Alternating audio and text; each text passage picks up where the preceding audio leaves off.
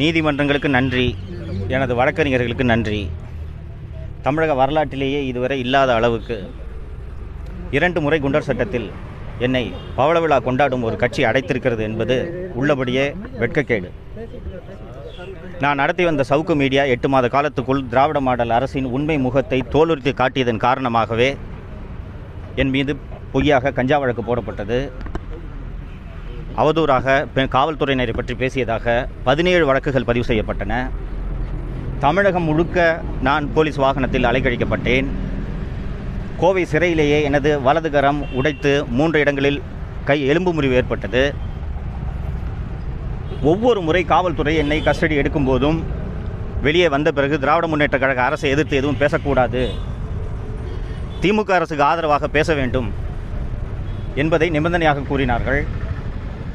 இந்த நிபந்தனைகளை நீங்கள் ஏற்றுக்கொண்டால் நாங்கள் உடனடியாக உங்களை விடுவிப்போம், அதை மீறினால் நாங்கள் 1 வருடத்திற்கு உங்களை வெளியே வரவிட மாட்டோம் என்று கடுமையான நெருக்கடி கொடுத்தார்கள். நான் உண்மைகளை பேசுவதற்கு என்றுமே அஞ்சப்போவதில்லை என்று நான் அத்தனை பேரிடமும் பதில் கூறியதன் காரணமாகத்தான் விடியற் காலை 3 மணிக்கு என்னை சென்னை புழல் சிறையிலிருந்து அவசரமாக எடுத்து வந்து மதுரை சிறையில் அடைத்து என்னை 2வது முறையாக குண்டர் சட்டத்தில் கைது செய்தார்கள். தமிழக முதல்வர் திரு மு.க. ஸ்டாலின் அவர்கள் விமர்சனங்களை சந்தித்தவர் அல்ல, விமர்சனங்களை பார்த்து பழகியவர் அல்ல, விமர்சனங்களை பார்த்து வளர்ந்தவர் அல்ல. தந்தையின் நிழலில் வளர்ந்த ஒரு போன்சாய் செடிதான் திரு ஸ்டாலின் அவர்கள். பணியில் இருக்கும் அரசு ஊழியர் இறந்தால் கருணை அடிப்படையில் வேலை தருவது போலத்தான் திமுகவின் தலைவராகி இருக்கிறார் திராவிட முன்னேற்ற கழகத்தின் தலைவர் திரு மு.க. ஸ்டாலின் அவர்கள். அதுபோலத்தான் தமிழகத்தின் முதல்வராகவும் இவர் ஆகியிருக்கிறார். உண்மைகளை சவுக்கு மீடியா ஏறக்குறைய 8 மாத காலமாக தொடர்ந்து எடுத்து கூறியதன் காரணமாகத்தான் சவுக்கு மீடியாவின் வங்கி கணக்குகள் முடக்கப்பட்டுள்ளன, சவுக்கு மீடியா ஆஃபீஸ் சீல் வைக்கப்பட்டுள்ளது, எனது வீடு சீல் வைக்கப்பட்டுள்ளது, எனது தாயாரின் பென்ஷன் கணக்கு உட்பட 6-7 கணக்குகள் முடக்கப்பட்டுள்ளன. நாட்டில் இன்று நடக்கும் உண்மைகள் எந்த வகையிலும் வெளியே வந்துவிடக்கூடாது என்பதில் தமிழக முதல்வர் மற்றும் அவரது மகன் திரு உதயநிதி ஆகியோர் மிக கவனமாக இருக்கின்றனர். சமீபத்தில் கள்ளக்குறிச்சியில் 66 பேர் கள்ளச்சாராயம் குடித்து இறந்தது உங்களுக்கு அத்தனை பேருக்கும் நினைவிருக்கும். அந்த வழக்கு விசாரணையை சிபிஐ விசாரணைக்கு மாற்ற வேண்டும் என்று பல்வேறு வழக்குகள் தொடரப்பட்டு அந்த வழக்கு நீதிமன்ற விசாரணையில் இருந்து வருவதும் உங்களுக்கு தெரியும். கடந்த டிசம்பர் 2023 தமிழக டிஜிபி திரு சங்கர் ஜிவால் அவர்கள் தமிழகத்தில் சட்டவிரோதமாக மெத்தனால் சர்வசாதாரணமாக கடத்தப்படுகிறது, உடனடியாக இது தடுக்கப்பட வேண்டும், அப்படி தடுக்கவில்லை என்றால் மரக்காணத்தில் ஏற்பட்டது போன்ற கள்ளச்சாராய சாவுகள் ஏற்படுவதை தடுக்க முடியாது என்று டிசம்பர் 2003 தமிழக டிஜிபி சங்கர் ஜிவால் அவர்கள் உள்துறை செயலாளருக்கு கடிதம் எழுதியிருக்கிறார். இந்த கடிதத்தின் மீது தமிழக முதல்வர் உள்துறைக்கு பொறுப்பாக தமிழக முதல்வர் அவர்கள் நடவடிக்கை எடுத்திருந்தார் என்றால் 66 உயிர்கள் பலியாக இருக்காது. இதுபோல பல்வேறு உண்மைகள் தமிழக மக்களுக்கு தெரியாமல் மறைக்க வேண்டும் என்ற நோக்கத்துக்காக தான் சவுக்கு மீடியா முடக்கப்பட்டது.